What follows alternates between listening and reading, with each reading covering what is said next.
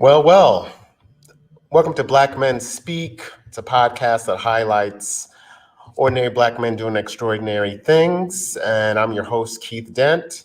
And I'm great to be back since we had a little R&R. I did a little traveling, hung out with the kids a little bit and just rested. And so it's great to be back. But I'm really excited about tonight's show. So for those who have known me for a long time, and if not, they have a little secret. My favorite instrument was the trumpet, and I used to play back in elementary school and high school. And it was probably because my dad he introduced Chuck Mangione and Herb Alpert to me. Feels So Good and Rise, those were classic albums. And then as I got older, I really loved Miles Davis. I read his autobiography, and it was just fantastic because that brother was cool. He was just cool. He did his thing. So if you haven't read his autobiography and you like music, that's a must read. And so when it came time to choose an instrument in sixth grade, it was no brainer. I chose the trumpet, and had some good times. I loved the band, especially in Texas. Band was really cool. And then when I moved to New Jersey, got a chance to play a solo in Giant Stadium. Shout out to Westwood Cardinals High School Marching Band. And that was really fun. But the one thing I didn't like so much was practicing. And if you play an instrument and you want to be good at it, you have to practice. So the trumpet gave way to basketball and baseball, and then eventually I stopped playing. But I still do have my cornet. I still have it. Dabbled with it a little bit, but I really do still love the music and love those artists as well as others. So tonight we have a special guest. And unfortunately, this guest that we have on tonight, that didn't happen to him. He has been playing, he grew up, I think, playing the trumpet. He's a native of Cincinnati, so I'm really excited, just as I was born in Cincinnati as well. He's a graduate of the Eastman School of Music in Rochester, New York, where he now resides and plays for the Rochester Philharmonic Orchestra, or RPO, for those that are in that area that know it very well. But he's not only a lover of classical music, he also loves jazz and reggae. And so the person we're talking about tonight is Herb Smith. So we're going to talk about his journey and as being one of the only people of color in RPO, but one thing we're going to discuss tonight, which has been very impactful for him in recent days and I guess months, and is about 2 years ago, he spent the night in jail. We're going to talk about that, but out of that night turned him to create a program that has not only helped him, but also have changed the youth in the area. And the name of the organization is called Herb City Trumpets. And so I'm going to bring him up now. Herb, welcome to the show. Thank you for having me. It's a pleasure to be here. So, so let's get to it. So, a night in jail. Now, I want you to describe that night, and how did it feel to be kind of deprived of your freedom for that one day? Well, it's a trip because it was one night, and I do feel for people that are in jail for a year or or months. It was just the one night for me, and I'm thankful for that. But yeah, it was a trip because it was all based on a lie. It was all based on a lie. It had to do with a parking space Mm, near this restaurant that I go to, a Jamaican restaurant, black owned place. And it was this guy who owned a parking lot near that place. And what would happen is when people go to get their food, they would inevitably park in his parking lot. And he was not so happy about that. He wanted people to pay for it. mm, So instead of like coming to the to the restaurant and kind of making a deal or something like that, it was more about do not park in my parking lot, and if you do, I will call the police. And then on top of that, when cars were parked in a space that had a meter, I believe he would sit over in his office with binoculars, read the meter was expired, and then call the police on people. So every now and again, you would hear Marlene, the owner of the place, say, "Parking bureau is out there. Does everyone, I need, I have quarters." People would leave, get up from their places, from their food, and pay their meters because this guy had called the police on them. So one day I parked over there and I saw him, and I went over there and just spoke to him. I was just like, "Why are you, why are you harassing the people like that?" And he got really angry with me. And for me, I definitely had the awareness, like, cause there's cameras, around the city and stuff. I just had this awareness, like, I do not want to be the big black man. I'm 6'4", and mm. he is, five something, older white man, and I did not want to be on the camera pointing my finger down at this man, like causing some scene. So I purposefully put my hands behind my back, and I was speaking to him in low tones. And at that moment, the police came by and they stopped. And he started talking. He's harassing me. He's harassing me. He was doing all these, theoretics and stuff. And I was just playing it cool. And the police actually said to me, because I parked in his lot and I didn't know at this point he has two lots. I didn't know he Oh, had two lots. okay. I parked in his lot, I not knowing it was his lot. And I said to the policeman, you know what? Let me move my car and then I'm gonna go get my food. And the policeman said, no, I want you to leave your car right where it is and go get your food because we're seeing your demeanor. We're seeing how calm you are. And this guy is upset. So, so they were basically totally on my side, seeing where I was coming, seeing my point of view in this situation. I go get my food. I come out.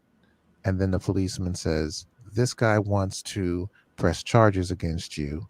And she, this policeman, policewoman was like, basically, I'm a witness for you because I've seen how you've handled yourself here.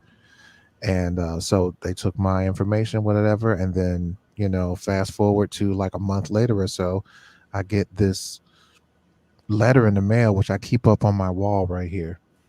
Oh, okay. Yeah, a letter on the mail. And there's a warrant out for my arrest. I need to come in to turn myself in. So I just kind of thought I would call up my friend who's a lawyer and ask him, what's going on with this?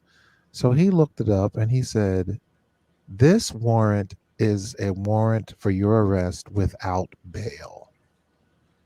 No Oh, bail. oh, they could do that. Yes. Yes, they can and did. And he said, and he was like calling people. He was trying to see what he could do, and there was nothing he could do. So basically, because I was going to just go in like, around noon or so and just turn myself in and then get the little slip that you get Right. and then go to court. And he said, do not do that. Turn yourself in at midnight. Turn yourself in at midnight so that because you're going to have to go to jail. And then so you'll spend the night and then we'll arraign you in the morning. And it ended up, once everything was said and done, they got the body cams from the police. They interviewed the police. They threw out the charges, because completely threw out the charges. And the funny thing about it was like one of those scenes in a police show in the courtroom when they say, they knock on the thing and say Yeah. charges dismissed, and then the person is like, "That's a travesty." He was yelling and stuff, and in Oh, the wow. courtroom, yes, he was yelling, and the court, the judge basically said, "Bailiff, take him out." So they basically grabbed him and took him out of the courtroom. So it was a trip, but it was so moving for me. That whole night that I was in jail was moving for me, because every person that I came in contact with, other than the policemen, were black males. Mm. Everyone was black And male.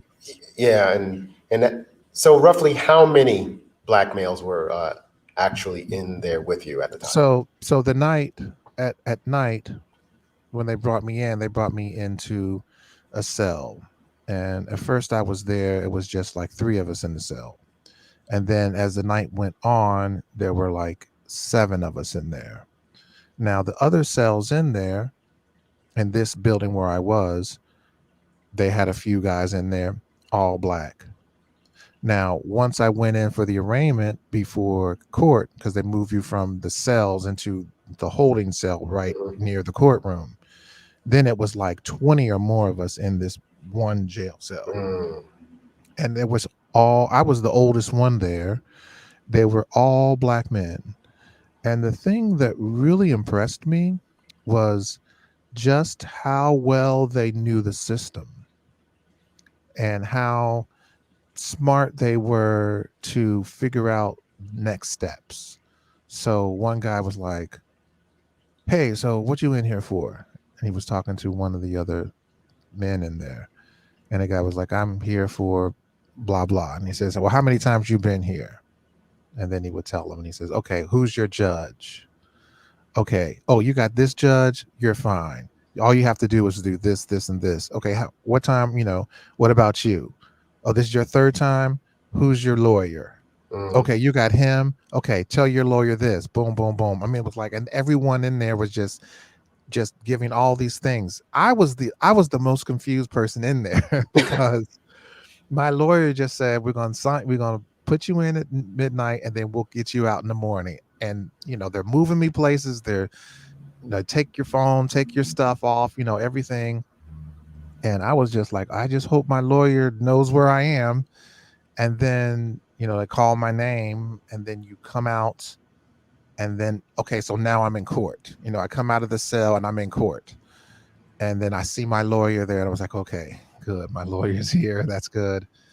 And then they got me out. And then after that, I went back, and it was dismissed.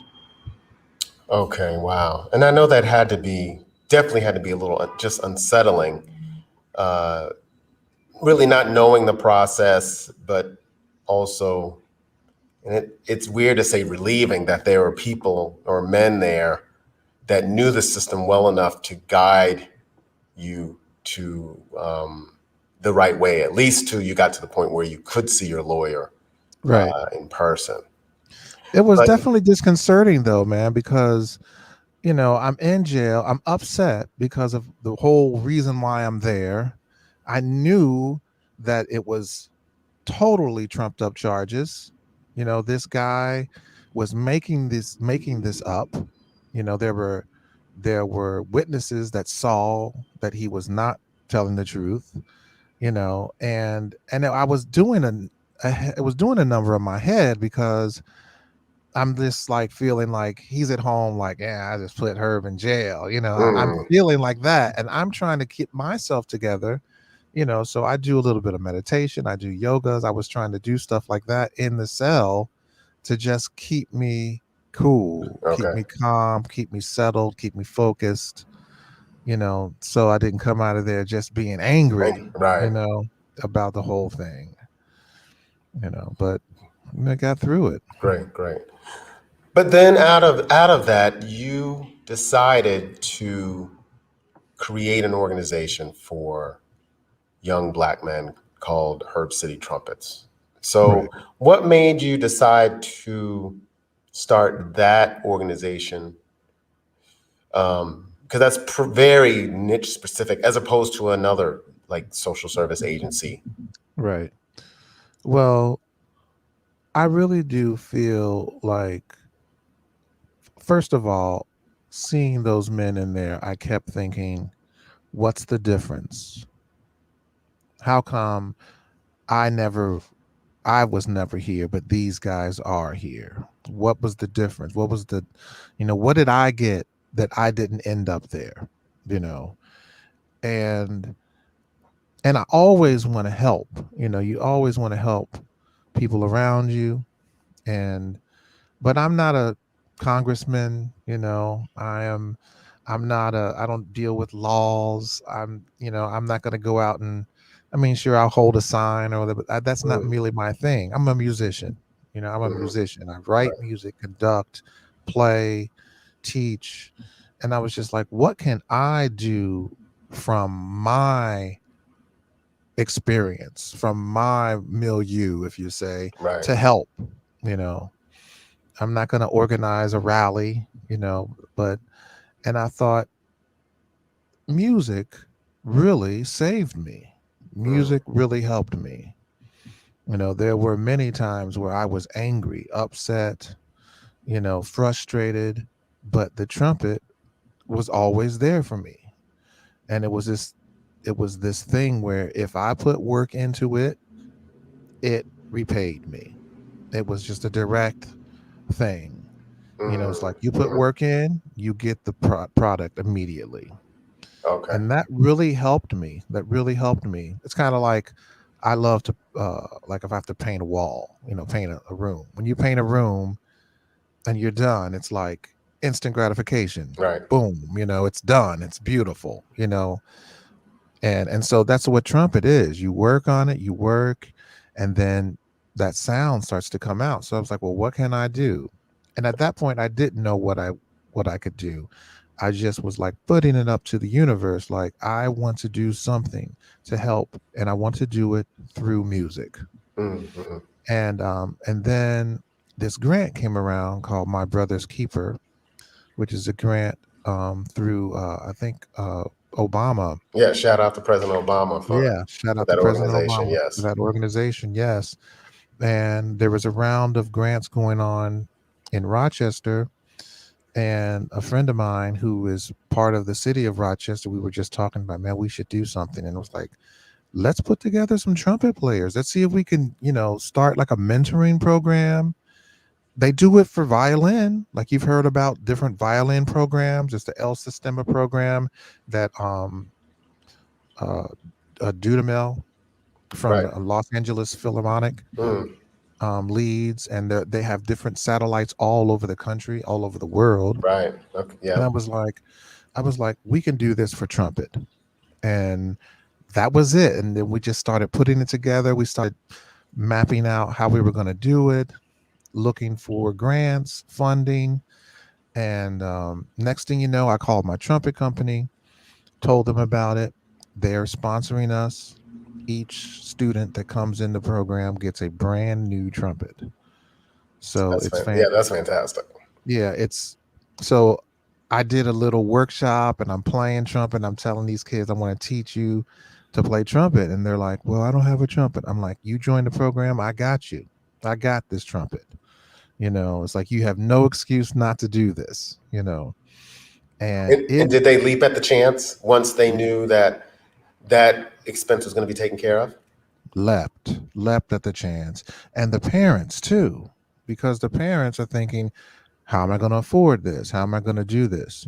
So it really took off. The program right now, we have about 15 kids, and more are ticking in slowly as we go here. And it is a really fantastic program. The schedule for the program is I teach individual lessons on Mondays and Tuesdays. I have another person that's going to be teaching as well. He's a young black trumpet player who goes to the Eastman School of Music. And then on Fridays we have something called the roundtable discussions. And what that is I bring all the students together and we play together like in a trumpet ensemble. So I have them playing different things. And now these kids are just starting. So this ensemble is in its infantile Yeah. state, Okay. but it is coming along quite rapidly. And I just talk to them about stuff. Just bring up different topics, Mhm. and it's really starting to be like a family. And then we top the evening off with a meal. That's great.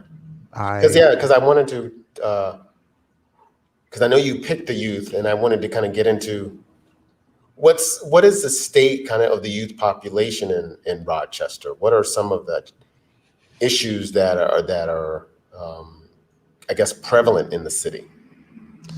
There are gangs in the city of Rochester. There are definite gangs in the city of Rochester. And these kids, they're just looking for a community. It's really what they're looking for. They're looking for community. They're looking for fellowship. Hmm. And so that's what we give them. We have the group of 12, 15 kids coming in there every Friday, and it's a hang. We're Yeah. just hanging. We're playing trumpet. I have each one play for each other. So they get up in front of the group.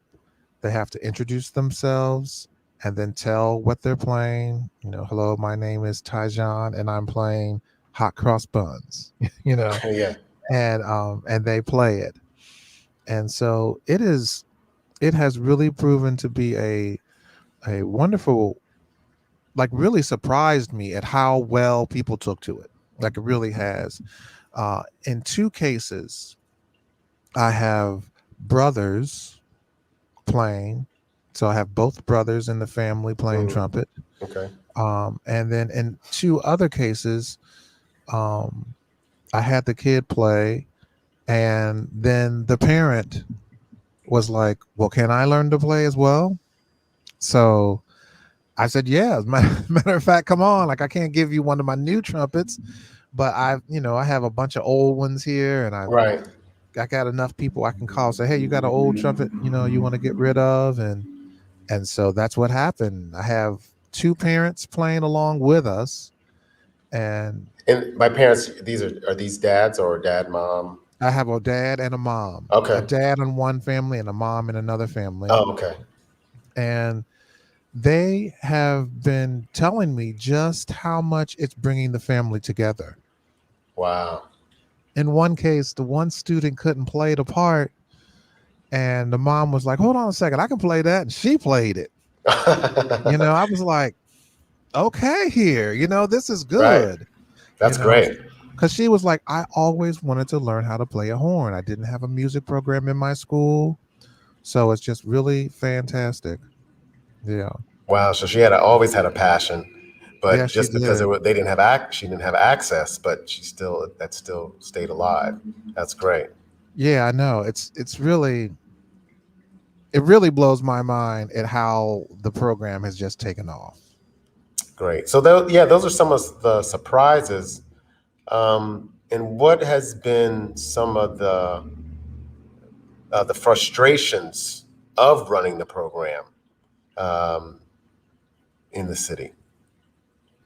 Well, when you're dealing with city and monies and things like that. So like we had a funding and we're trying to figure out how basically trying to figure out how we can pay for it before we get the money. It's kind of what it is. Like it's this whole thing where like we're going to give you X amount of dollars, Right.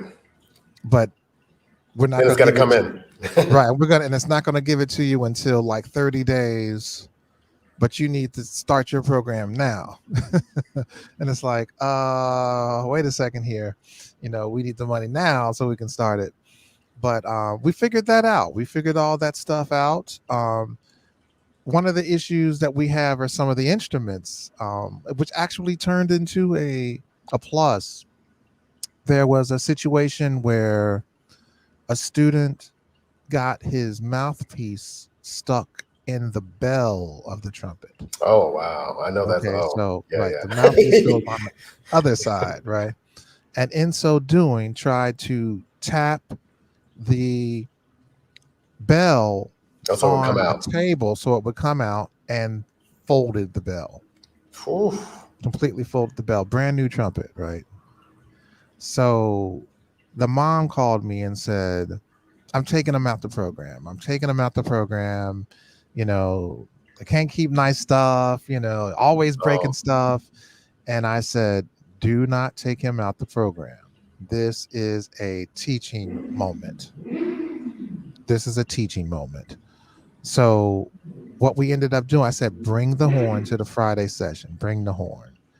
So they brought the horn in, showed it to everyone in the class. People were like, oh man, oh wow, kind of like, I mean, the horn was really, really broken up. And I told them, I said, I expect there to be some bumps, some mm, dings. I expect that. I mean, I'm giving you these horns and I know that's going to happen.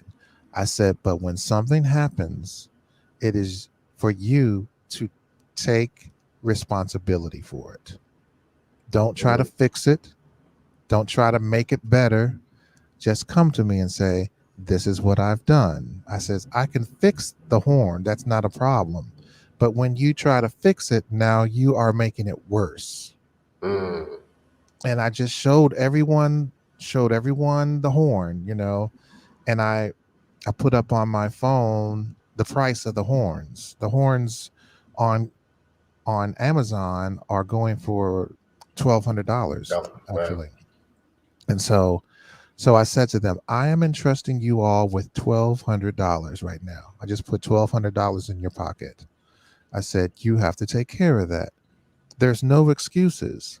If your sister knocks it, if your brother kicked it, if the dog bit it, it doesn't matter. Right. You are responsible Responsible. for it.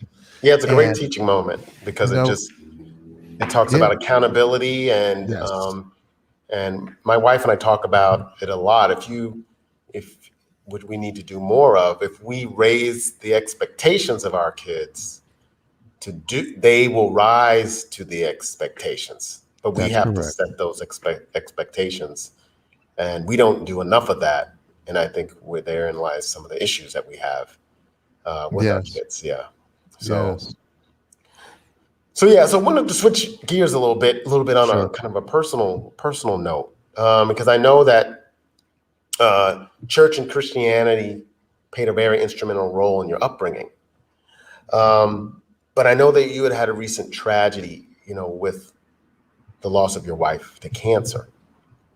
And my condolences for that, because I know it was a very stressful period Yes. for you. But so my really wanted to know, what was the not necessarily the impact, but where are you now with you say your spirituality and how has it changed as a result? Well, the I was in a church, and the church was actually run by my father-in-law, my wife's father. And so, I was in it to win it, like that's I love my wife, we were with him. It was a church family. I was from Cincinnati. I came to Rochester, so I kind of walked into this family. It was really great. And then it really ended up turning into a cult, is what happened. Mm. It turned into a cult. So it And didn't start out that way. it did not start out that way. And it's a really interesting situation to find yourself in a cult. I mean, like most people are like, oh man, I'd never get in a cult. And it's like, yeah, I mean, I understand that, but it's not like I joined, like, hey, I'm going to join a cult today. Like it just kind of ended up slowly metamorphosing into this. And it took me a while to realize what it was. Mm. And breaking out of the cult was one of the hardest things that I've done in my life, because this was my family. Right. This was my wife, this was my father-in-law, cousins, aunties, nephews, nieces, everything.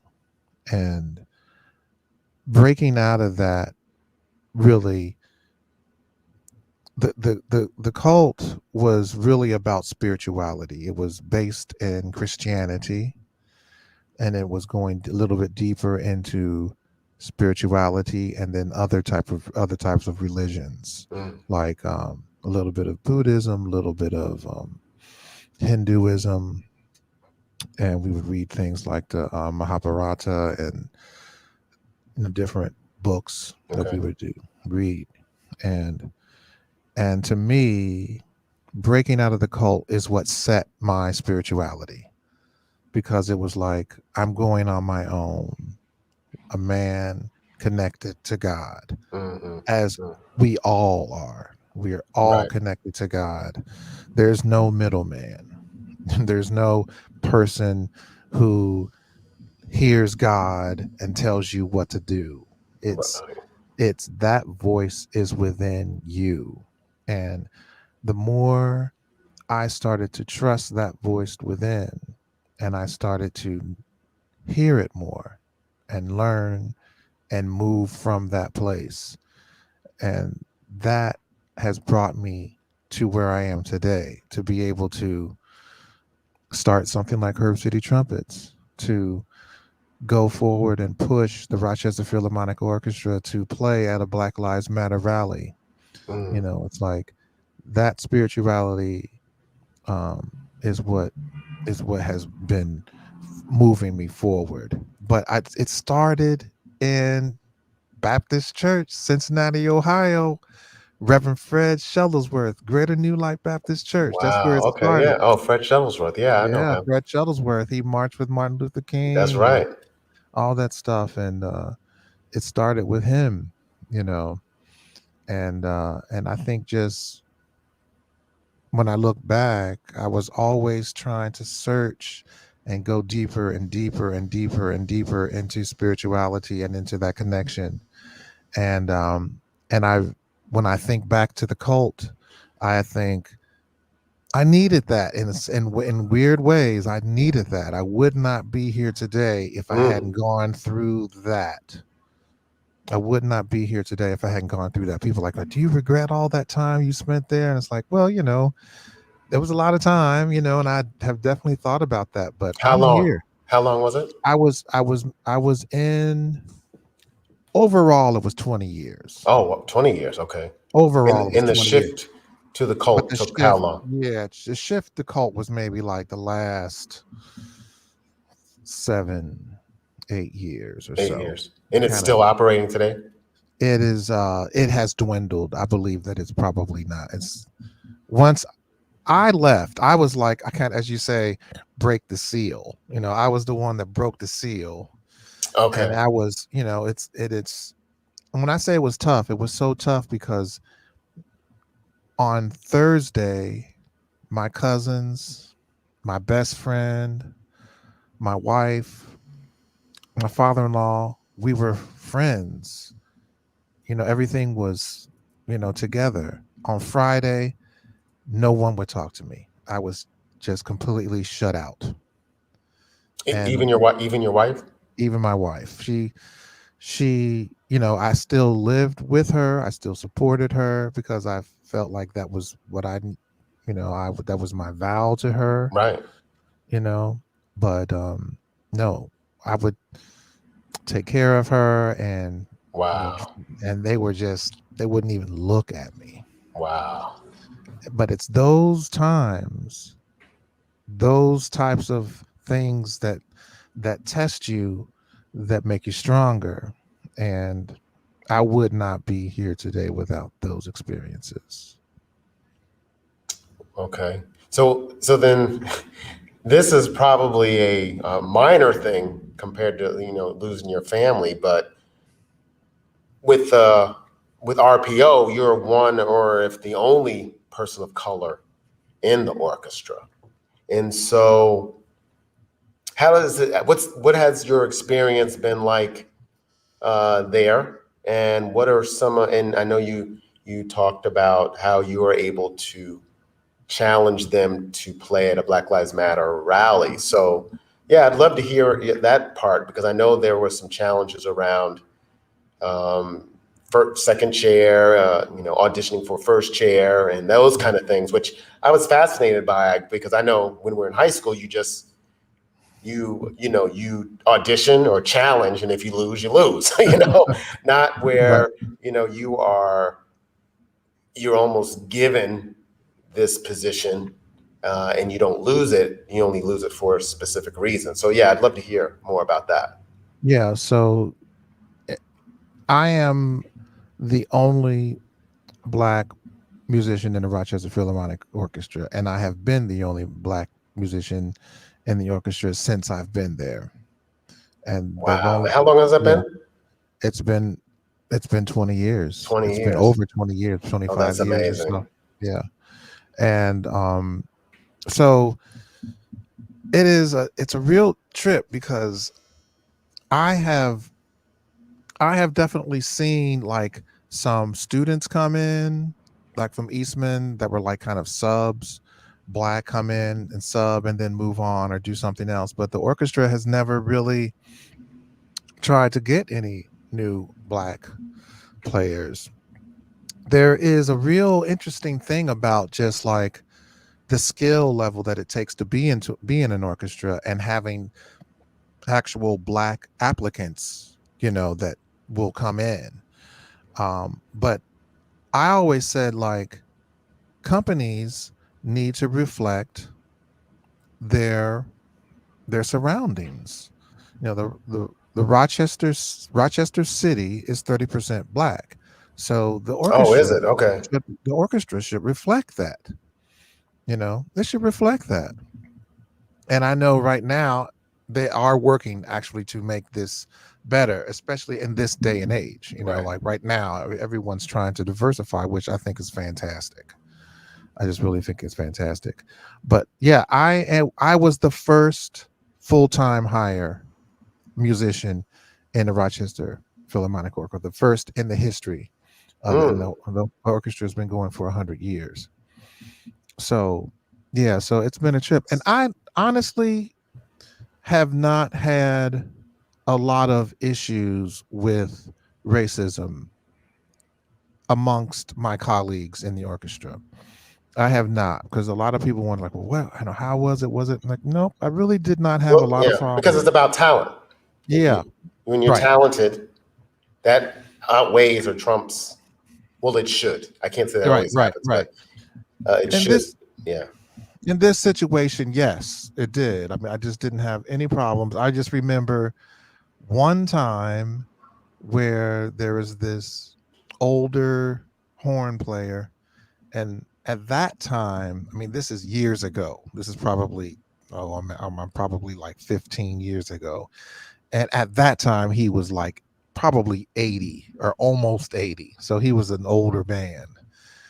And we were talking about, he used to play in the Chicago Symphony. So he was talking about he used to go down and listen to colored bands play in the South Side. And I was kind of shocked, me like, did he just say colored band? Like, I hadn't heard that word in so long.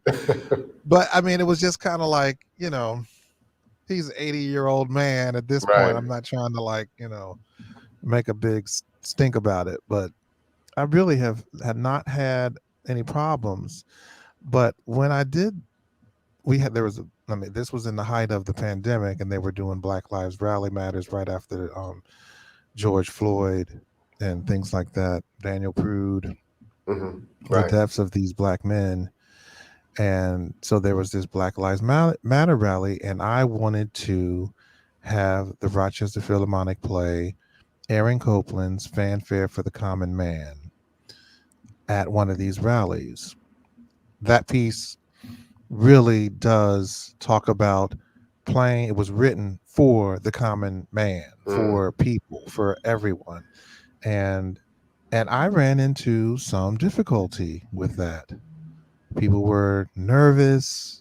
They didn't want to go down to the Mm. city, COVID. I feel like people were trying to use COVID as a reason to Right, not do it. I mean, and I pushed and pushed, and then I got the CEO on board, and he's a good man, Kurt. He's a good right. man, And and I so got him. what was that like? So because I would think, and I don't know, yeah, you can help me with that. Most probably people of color probably had never been to the Rochester Philharmonic Orchestra or even heard you play. So what was it like? What was the response like when you guys did end up playing? It was fantastic.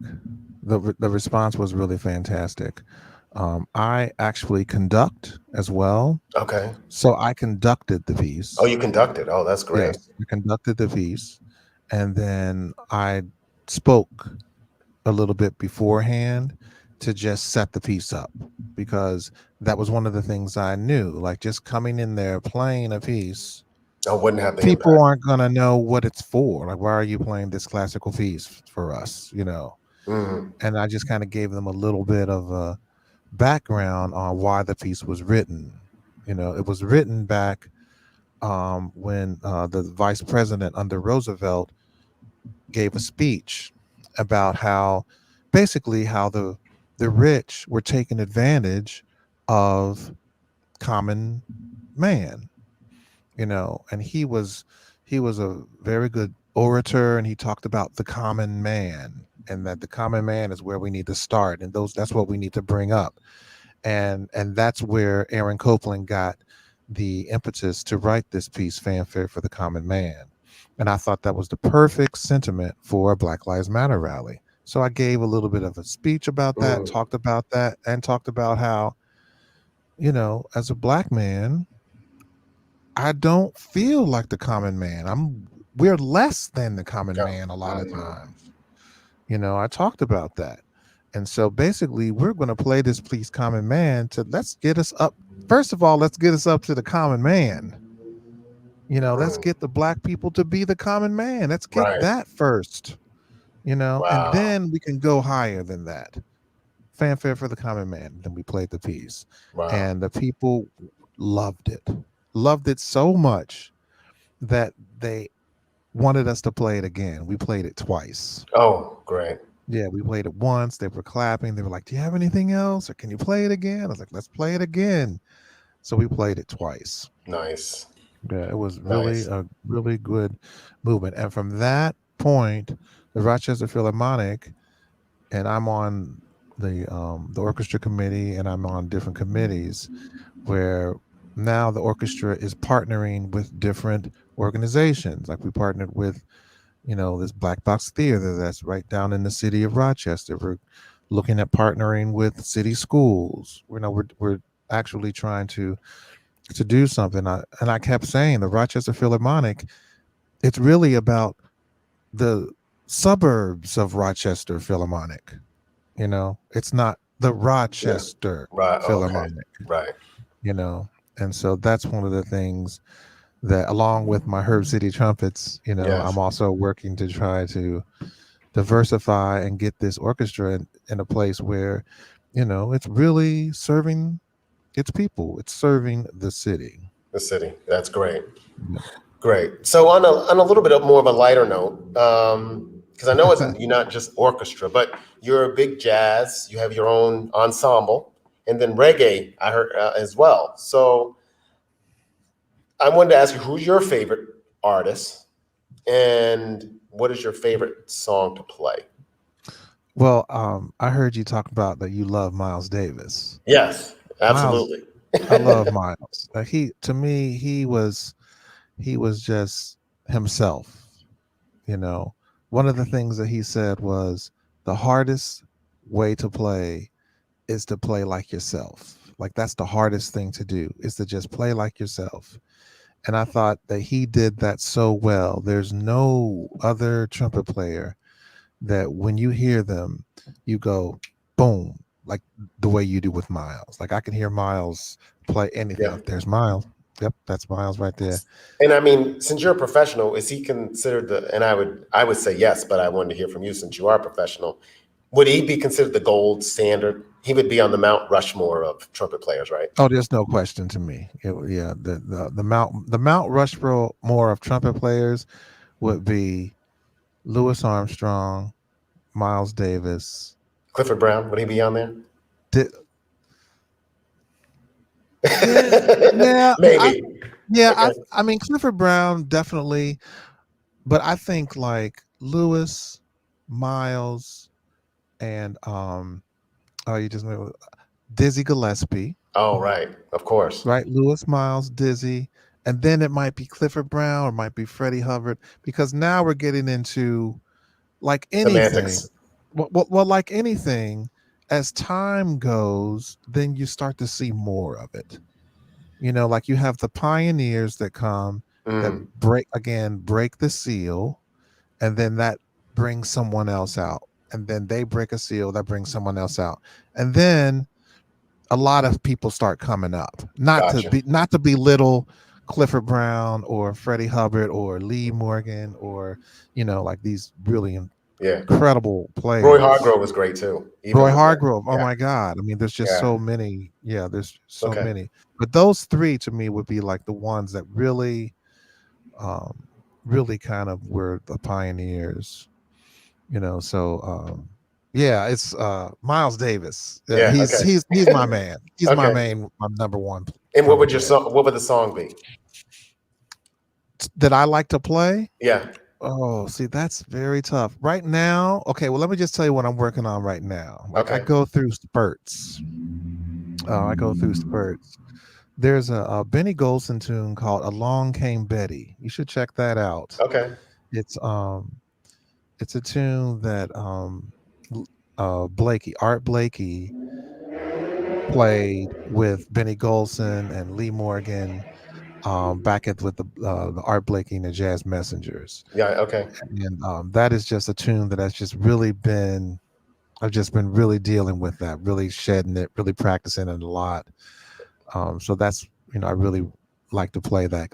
The chords change a lot, so it's got a lot of stuff to do. Okay. But yeah, it's tough for me because I play so much stuff Right. and I like so much stuff. Like I was just telling you, like one of the things I'm working on right now is the piccolo trumpet solo from Penny Lane. Okay. Like that's tough. And that was this trumpet player from I think he was from London Philharmonic back in the day. Okay. And the Beatles. That is a tough. Yeah, that is tough, and it's even though it's only a short period of time. That's But it's a challenging. tough little thing. So I'm like Okay. working on that. So I got to play that soon. So I'm really been kind Oh, of digging nice. into that.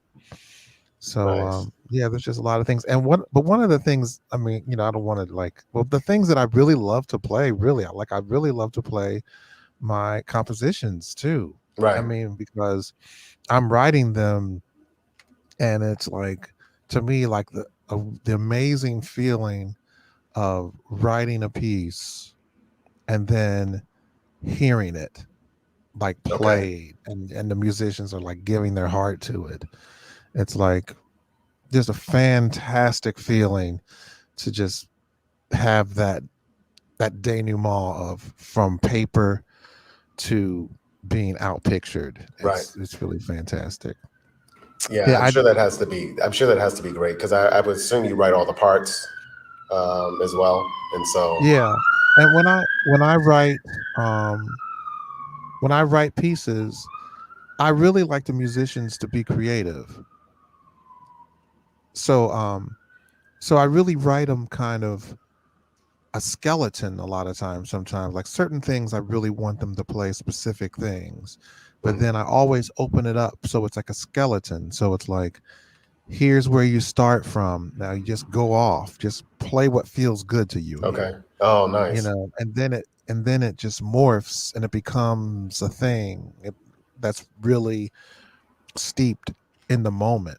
Like just right in the moment, that's what it is. The next time we play it, it might be completely different.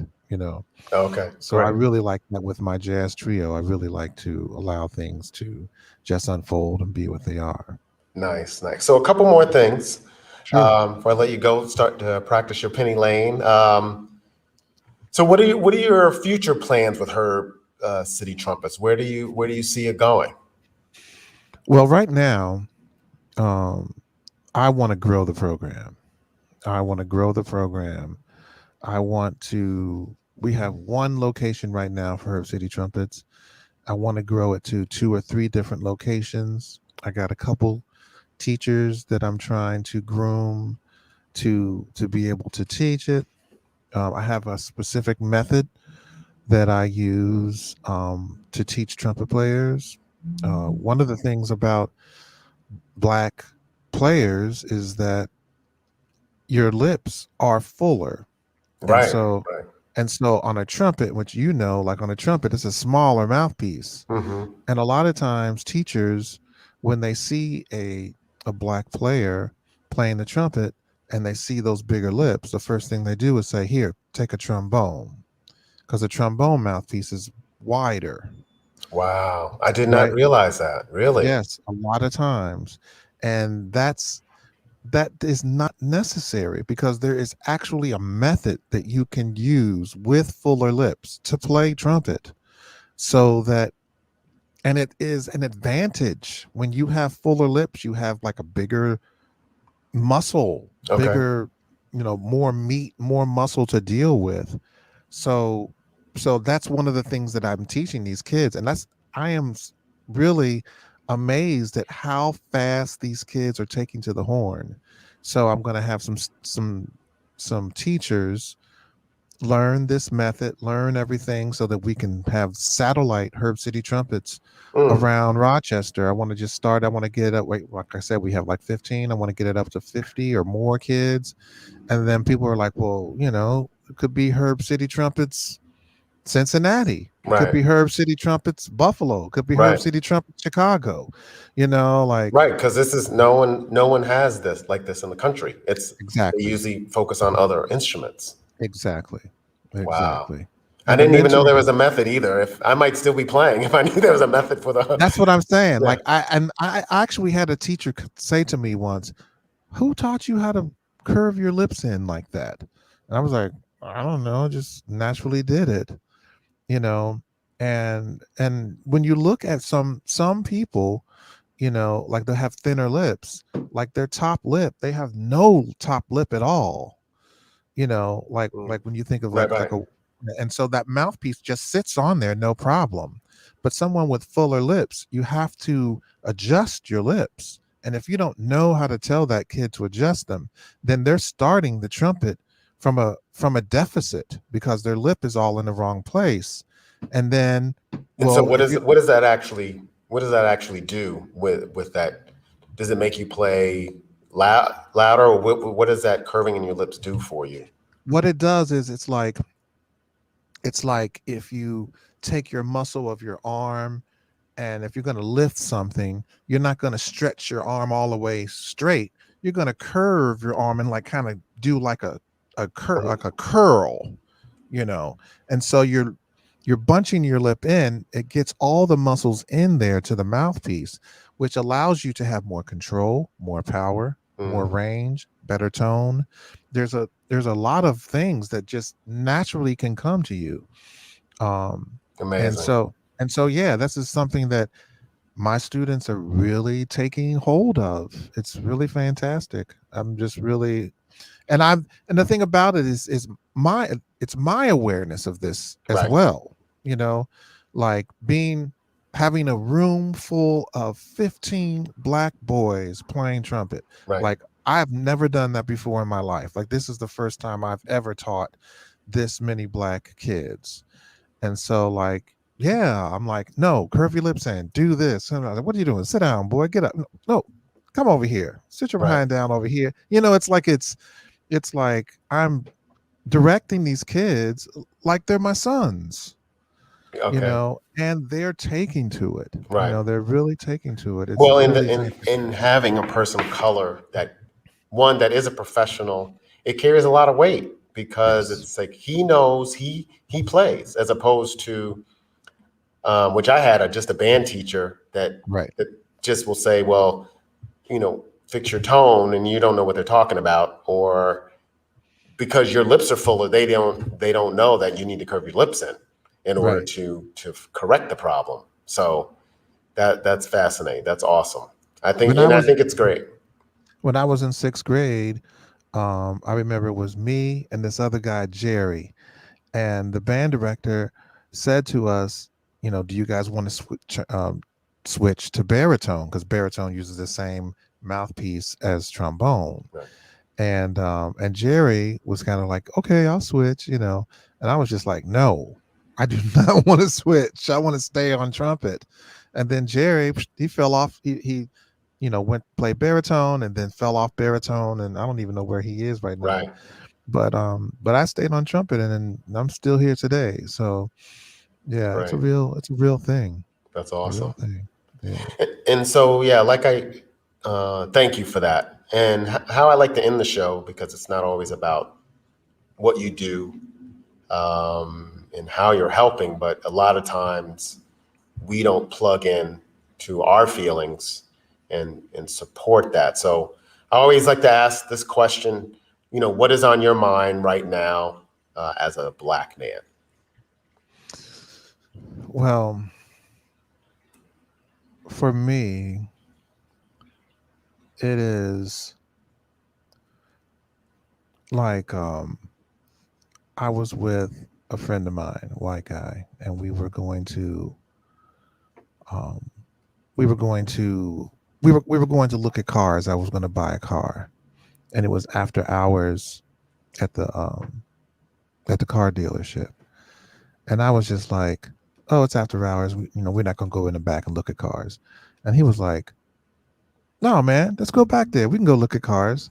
I'm like, "Man, it's closed. We're not going back there." He's like, "No, man, we're going to go back there." And he was like, "What could happen to us? Like, what could they do to us? We're just going to be looking at cars." And I was like, "They can do a lot to us." Mm, I'm a Black man. right. You're a white man. And I'm a a Black 6'4" man. Black man at that. Exactly. Right. Like, I'm not going back there. And he was like, "There's nothing they can do to us, man. Like, let's go. We're just going to go back there." And I was just kind of like, okay, like, there is a real difference between being Black and white in this country. And I am starting to take off the shackles. Mm, There were shackles put on us, and those shackles have been put on us, and we have now held those shackles. Now, the country, Black people are starting to wake up and take those shackles off. Why should we get less pay? Why should we be killed by police? You know, and so I'm finding in myself where I am holding on to the shackles, where I just won't do it because I haven't been allowed to. And so I'm not even trying to do it. Do you understand what I'm yeah. saying? Hmm. Like, so I'm really dealing with where, and this has nothing, I mean, well, it has to do with history, with like, with the way that Black men have been held down for so long. Right. But now we don't need to be held down like that. And things are changing. But now that things are changing, it's like, where am I holding myself back Mm, when that shackle is actually gone? wow, that's powerful. So the story that it is this, who an old friend of mine told me this. He was like, when an elephant is a baby, they chain it to a tree. So, and that elephant can't move. Like, it can't move. It tries to get away, but it can't. All right. Then when the elephant is an adult, they don't have to chain it. All they have to do is put a rope around it. And the elephant won't break that rope. When the elephant is strong enough to break the rope, move the tree, it's strong Mm, enough to leave when it wants to. But it was shackled as a baby. So it now won't test that rope. And Mm. so for me, that's what's like, okay, your rope is cut. What are you going to do? Wow. Powerful stuff. Well, Herb, I just want to thank you. This was a great message today in Herb City Trumpets. Uh, if someone just wants to hear more about it or take a look, because you never know, there's maybe benefactors listening and want to just give. How would they find Herb City Trumpets? Well, you can find us online, Rock City Music, ROC, or Rock Music, ROC Music, rockmusic.com. And if you just look on that page, it'll say Herb City Trumpets. You can click on there. You can donate. You can send me a message. And also on Instagram, Herb City Trumpets on Instagram. You can get a hold of me there. But yeah, man, just I appreciate you having me on this show. I really do. It's to be able to express these feelings out loud sometimes, not just writing them down in my journals and stuff, Right. is really helpful to me as well. Thank you. That's great. Yeah, I can't wait. And definitely if I get up to Rochester, I'm going to find you. Oh, If come on, not, man. if not at the Philharmonic at the jerk place. For sure. We'll have some jerk you chicken know. together. All right, Just man. make sure you watch where you park. That's all. Okay, definitely, definitely. All right, thank you, and you have a good night. All right. Thank you so much. Take You can care. hang on a bit. Okay. All right.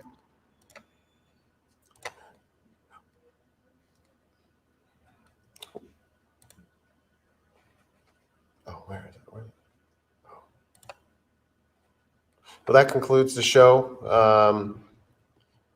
That was just fantastic. For those of you who don't listen to classical music, look up fanfare for the common man. That may be helpful.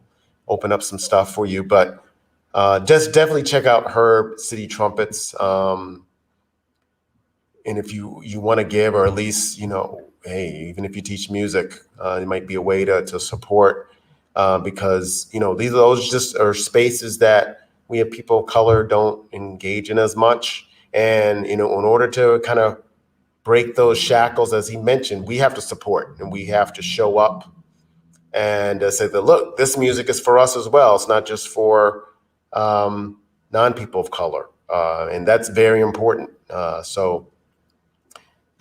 Thank you guys tonight. I look forward to seeing you in a couple weeks. I can't believe it's the end of summer. And so we'll be talking about, entrepreneurship. August was Black Entrepreneurship Month.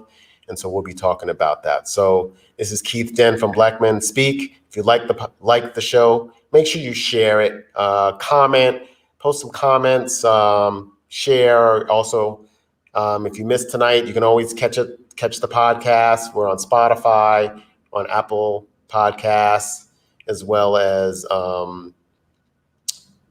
wherever you find your favorite podcast. So thank you, and have a good night.